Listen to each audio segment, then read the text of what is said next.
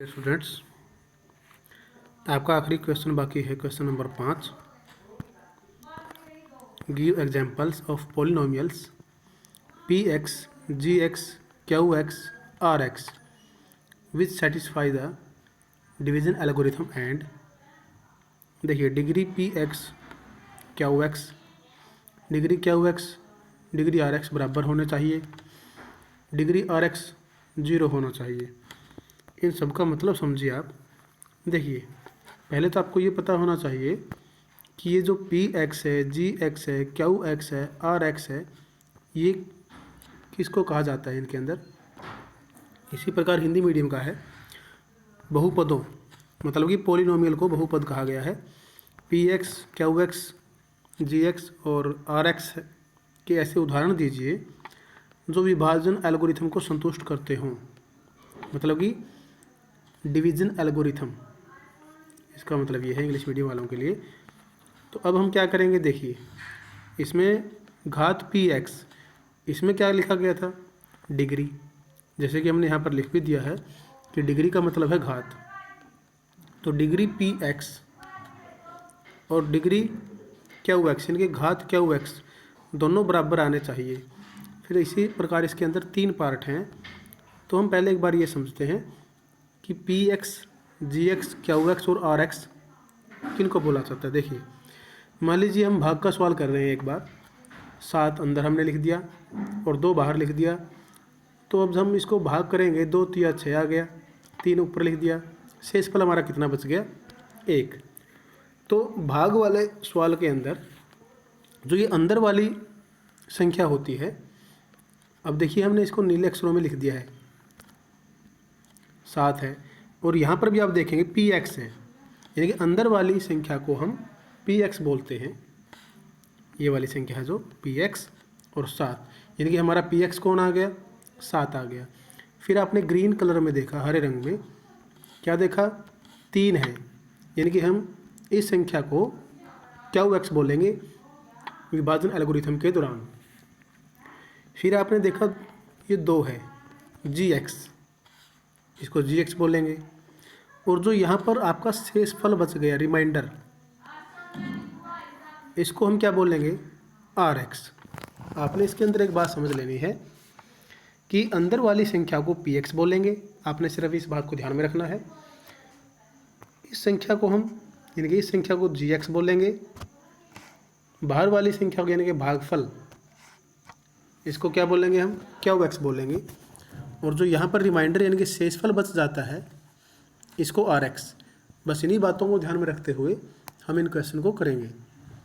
3 part दिए गए हैं, देखिए आप यहाँ पर घात पी एक्स और क्यू एक्स बोल दिया, घात पी एक्स क्यू एक्स।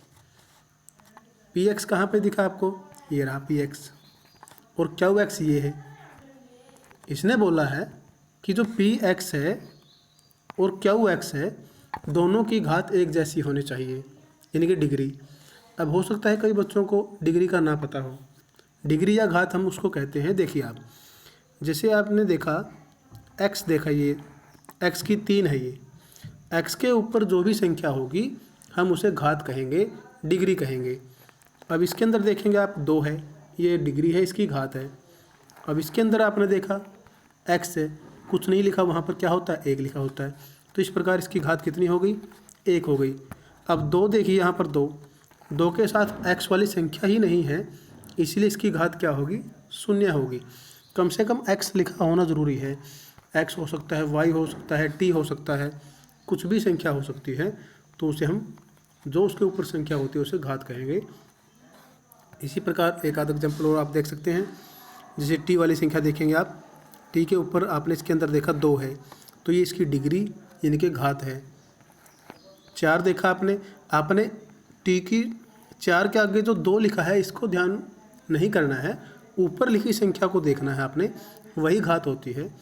तो इसके अंदर भी घात 3 है, आगे वाला 3 नहीं है, ये ऊपर वाला 3 है। इसके अंदर ऊपर 2 लिखा गया है, 2 घात है इसकी, यानी कि डिग्री। इसके ऊपर कितना लिखा गया है, 1, तो इसकी घात मतलब लिखा नहीं गया है। ऑटोमेटिकली हम अंडरस्टैंड करेंगे, समझेंगे इस बात को कि अगर उसके ऊपर कुछ नहीं लिखा गया है और वो संख्या दी गई है तो उसकी घात कितनी होगी, ये 1 होगी, यानी कि डिग्री। तो अब हम देखेंगे आगे से। तो आपने पहला पार्ट क्या देखा, पी एक्स और क्यू एक्स की घात एक जैसी होनी चाहिए। पी एक्स की घात ये वाली और क्यू एक्स की घात एक जैसी होनी चाहिए। हमने अपने मर्जी से, जैसे हमने ये एग्जाम्पल ले लिया था, देखिए आप यहाँ पर एक बार, हमने अपनी मर्जी से एग्जाम्पल लिया। इसी प्रकार एक अन्य एग्जाम्पल उदाहरण लेंगे, कोई भी आप संख्या ले सकते हैं। आपने उसके अंदर क्या ध्यान रखना है हम आपको भी बताएंगे। क्या ध्यान रखेंगे आप कि ऐसी संख्या लेंगे कि ये संख्या की जो घात होगी, मान लीजिए इसकी घात 2 है, तो इसकी घात भी कितनी आनी चाहिए, आपकी 2 आनी चाहिए।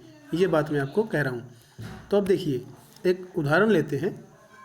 हमने क्या किया, 5वें क्वेश्चन का पहला पार्ट और तीसरा पार्ट दोनों का आंसर एक जैसा ही होगा। क्यों होगा, देखिए पहले पार्ट में क्या पूछा इसने, घात पी एक्स। पी एक्स कहाँ पर है, ये अंदर वाली संख्या, क्यू एक्स ये वाली संख्या। तो आप देखिए हम क्या करेंगे, अंदर कुछ भी संख्या ले लीजिए एक्स की, कोई भी संख्या जो आपको ठीक लगे, अपनी मर्जी से कुछ भी लिख सकते हैं। और बाहर आपने क्या लेना है, एक संख्या लेनी है अकेली। अकेली का मतलब क्या हुआ, हम इसके साथ ना एक्स लगाएंगे, ना Y Z A B C, कुछ भी नहीं लगाएंगे, अकेली संख्या ही लेनी है। जैसे 2 3 4 कुछ भी ऐसी संख्या, उसके अंदर हम एक्स वाई जेड नहीं लेंगे, क्योंकि जब हम यहाँ पर अकेली संख्या लेंगे तभी यहाँ की पावर यानी कि घात यानी कि डिग्री और यहाँ की डिग्री घात तभी बराबर आएंगे, नहीं तो बराबर नहीं आ सकते। अब देखिए इसको डिवाइड करते हैं, 2x की 2 को इस यहाँ पर कितने से चलेगा, x की 2 से, तो 2x की 2 आ गया, माइनस का निशान लगाते हैं, यहाँ से कैंसिल हो जाएगा। फिर क्या उतार लेंगे हम, 4, कितने से चलेगा, 2 से, 2 दूनी 4, तो कैंसिल होकर आपका आंसर कितना आ गया, आपका आंसर आएगा 0। यहाँ पर थोड़ा सा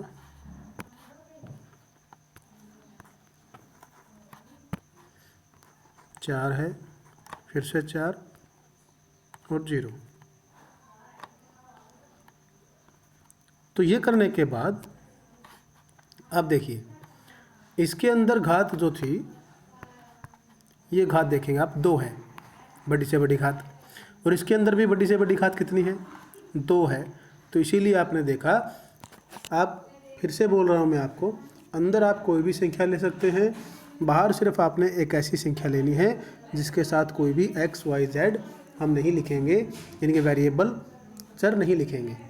अब थर्ड पार्ट में क्या पूछा है, 5वें क्वेश्चन का थर्ड पार्ट ही देखिए, और x बराबर 0 आना चाहिए, मतलब घात 0 कब आती है, मान लीजिए शेषफल यहाँ पर 5 4 संख्या कुछ भी बच जाती और उसके साथ x नहीं है, तो भी घात इनकी क्या होती है, 0।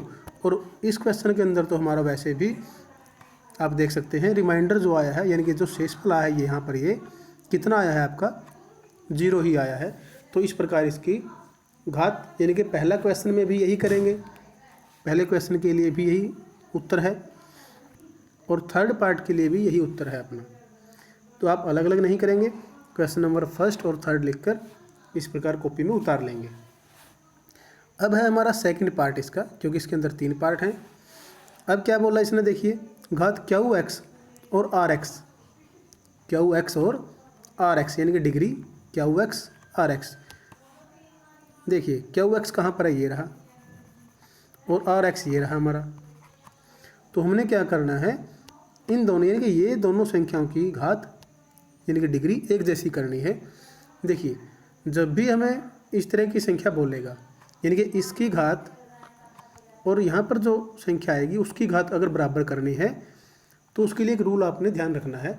वो क्या है, जैसे हम कोई भी संख्या कहीं से भी शुरू करते हैं, मान लीजिए हमने x की 3 से शुरू कर दिया, x की 3 के बाद हम क्या लेते हैं, घात वाली, x की 2 वाली घात लेंगे, फिर x वाली घात, फिर बिना x वाली संख्या लेते हैं।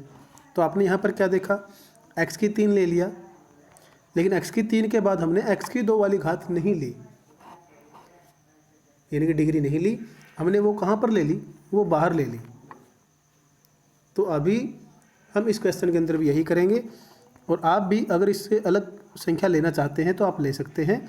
उसमें भी आपने क्या ध्यान रखना है, जैसे ही कोई संख्या आप यहाँ से शुरू करेंगे उससे जस्ट अगली वाली संख्या नहीं लेनी है, और वो कहाँ पर लेंगे? बाहर। क्योंकि जब हम बाहर लेंगे तभी यहाँ की घात और नीचे वाली संख्या की घात बराबर आएगी। और उसके बाद देखिए 3 के बाद 2 आना था और 2 के बाद 1 आना था, तो हमने बीच वाली संख्या मिस कर दी है, और मिस यानी कि छोड़ दी है, और संख्या छोड़ने के बाद हमने वो बाहर ले ली है। तो अब देखिए, अब इसको डिवाइड करेंगे, भाग करेंगे, कितने से चलेगा ये? x से। कितना आ गया आपका? x से चलेगा ये, तो आपका आ गया 2x की 3, कैंसिल हो जाएगा। फिर हमारा आ गया 4x, ये जो बच गया था। तो अभी आपने देखा, देखिए इसकी घात और इसकी घात दोनों की घात बराबर है। इसकी घात भी कितनी है आपकी? 1 है, और इसकी घात भी कितनी है आपकी? 1 है। इस 4 को आपने नहीं देखना है, हमने सिर्फ x वाली संख्याओं की घात ही देखनी है, और वही हमने सिद्ध करना था। QX ये QX है, और RX ये नीचे वाला RX है। तो दोनों की घात हमने बराबर सिद्ध कर दी है। इस प्रकार आप इसे कंप्लीट कर लेंगे।